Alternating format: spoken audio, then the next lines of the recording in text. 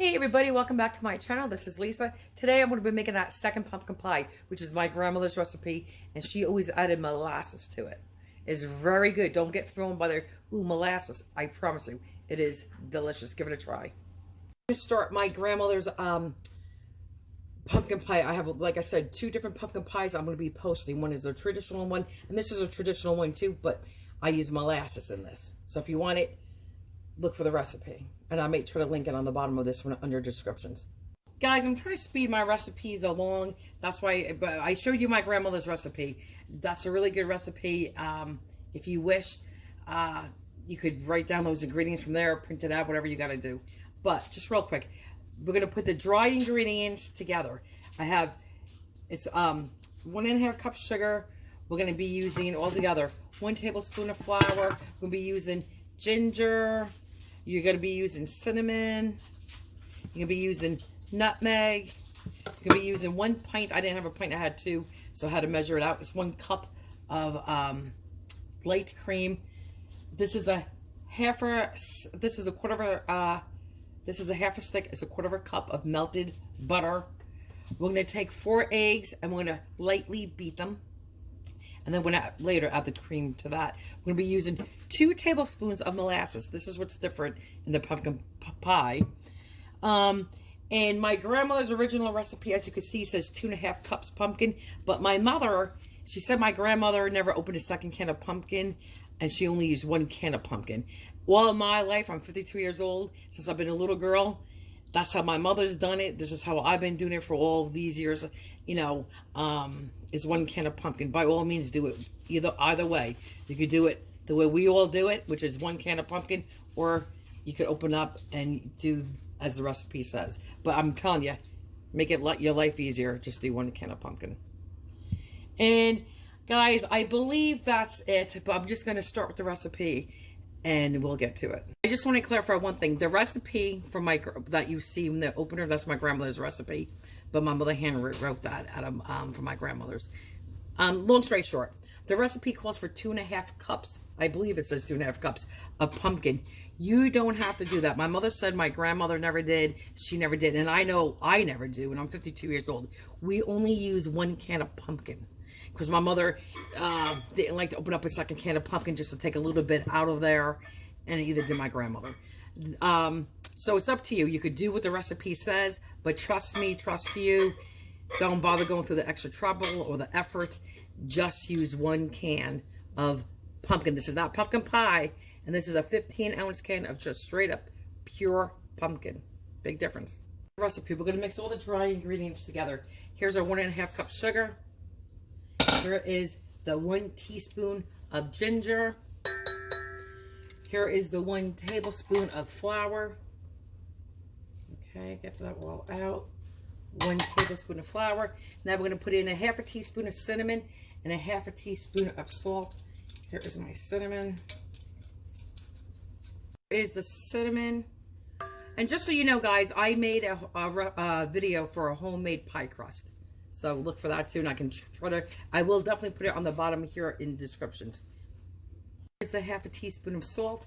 Now we're going to go into nutmeg, which is a weird measurement. It's 1/3. So a half is bigger than a 1/3. So I'm not going to do exactly a 1/2 teaspoon of nutmeg. So I'll do it like this.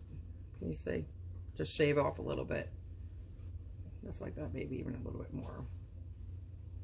Okay, just take that little pinch out.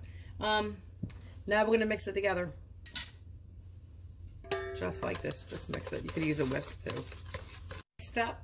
I took the eggs. Okay. I lightly beat them like this. Okay. Next, we're going to be adding that cream.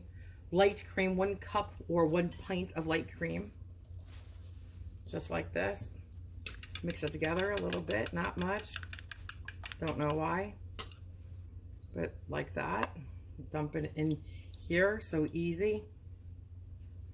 My fault. We're supposed to do that step last. Okay, one little misstep. We're not supposed to add the cream and egg mixture until after we add the pumpkin and the melted butter and the molasses. So all I did was drain out as much as I could. You don't even have to do it, but since I'm on camera doing it, I just thought, let me do it in the proper steps so I don't confuse anybody. So we'll forget, I just threw that in there, okay? Your next step would be adding your 1 can of pumpkin, which, let me get a knife. Let me get a spatula. So here we go. And you're gonna just wanna scrape this all out really good, okay? And I'll do that off camera. Then you would add your 2 tablespoons of molasses. So let's do that now. Okay. 1. And if you wanted to, you could oil this. Make sure you get it all out. Okay. And we'll do 2. This one will be a little bit more exact on. Okay. 2. Okay, now we're going to throw in the melted butter and just stir it all around.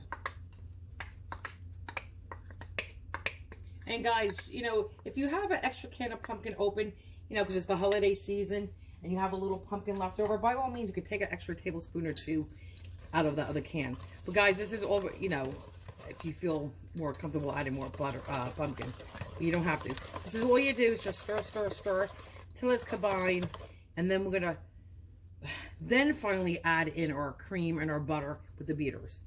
I'll tell you in stages how good this smells. When I first had the dry ingredients, you could smell that ginger and you could smell the nutmeg. But you could really smell that ginger. Now you smell molasses and pumpkin and those spices. It's a very nice pumpkin pie. It truly, truly is.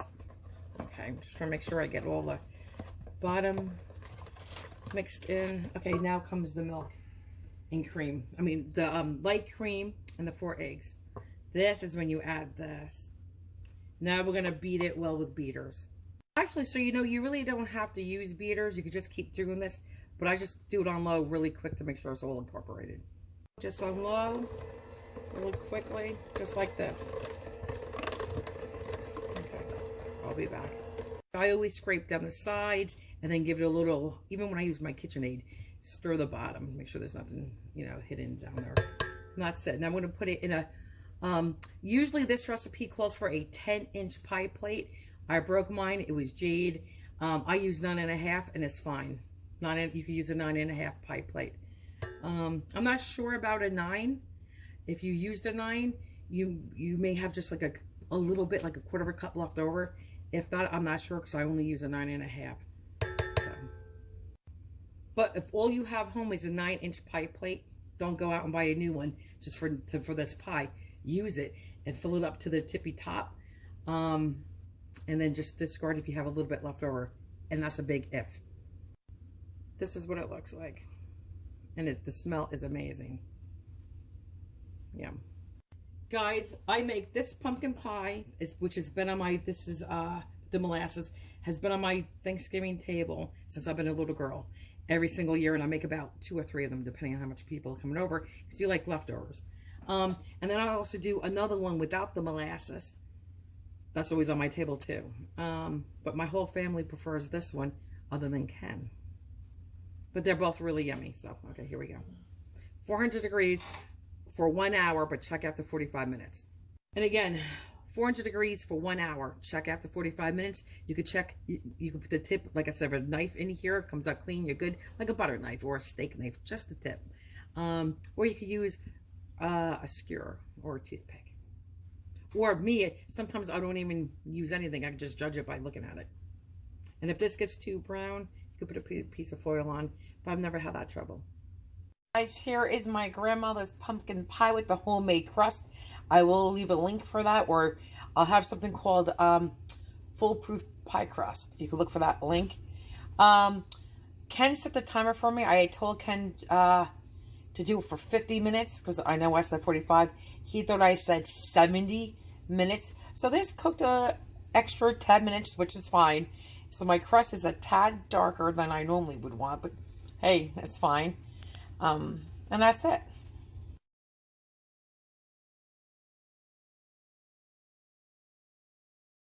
Here is my grandmother's pumpkin pie recipe. Look how nice and thick your pie is. And look at my nice homemade pie crust under there. Yummy. It is good. This is the one with the molasses. See? Yum. And my pie did not crack. When my mother makes hers, it always cracks. But, okay, there you go. Enjoy. One more. Perfect. And guys, now just a little dollop of whipped cream. Guys, I just wanted to show you the crust. A little up close and personal, not my hands, but can you hear that? I know you hear coffee brewing, but this is the bottom of the crust. It is so crunchy, nice, holds up really nicely.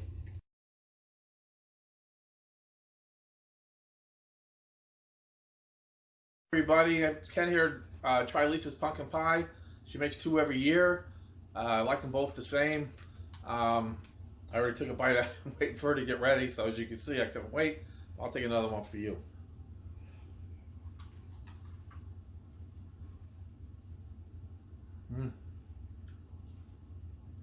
Year in, year out, same delicious flavor. Little slightly different one because this one has molasses, the other one doesn't. Otherwise, it's the same recipe. Well, no, actually, the other one has a couple of other spices. This one does not. Well, they're similar, but this has molasses. I think that's what takes a little. But I like both of them the same. She's been making them ever since I've known her, which is a long time. Every year we have these pies. So you guys get both pies to try, and you'll be having them every year as well with your family. Thanks a lot. Bye. And guys, sometimes I feel like my videos just go on and on and on, and I talk a lot because I do a lot of explaining. I don't like to hear myself talk. I could do that in my own house. But I do it just, I know there's a lot of younger people that are trying to cook, and they don't know anything really. They're trying to learn. But even somebody my age, or a little younger, a little older, may not know all about yeast and temperatures and the different types of yeast and stuff like that. So when I made my homemade cinnamon bun cinnamon rolls, I really took the time to explain that. So I think for now on, and each video I do, I always show you the ingredients and go over them one by one and the amounts. I think I'm just going to do a list on the side of my phone on the screen. You guys can pause it, stop it, write it down, take a screenshot, print it, however you guys do it. And I think that may be a little quicker because my videos are just starting to run really long. And then if I don't explain, I feel so bad about that. And that's not what my channel's about. I want to take the time to help teach. Not that I'm an educator, but I may know something somebody doesn't know. And I may not know something you guys know. So please teach me. But I rather take the time to explain than not explain.